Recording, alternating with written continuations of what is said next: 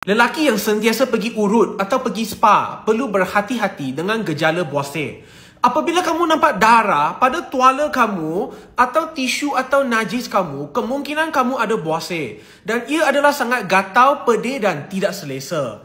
Juga boleh ada benjolan di kawasan dubur dan rasa sangat sakit apabila kamu buang air besar. Pembukaan dubur kita kecil sahaja. Apabila ada tekanan trauma atau geseran, risiko untuk ada luka di bahagian dubur atau buasir di bahagian dubur akan semakin teruk. Jika kamu ada buasir dan pendarahan banyak, mesti jumpa doktor. Memang ada rawatan untuk ikat buasir. Sesiapa yang ada masalah buasir atau luka pada bahagian dubur, mesti makan lebih sayur, lebih serat dan boleh buat rawatan rendaman air suam, sitz bath. Atau boleh pergi klinik, memang ada ubat khas. Semua lelaki mesti berhati-hati dengan gejala buasir apabila pergi urut. Jika dapat persoalan, boleh komen di bawah. Jangan lupa follow, like, comment, save. Terima kasih.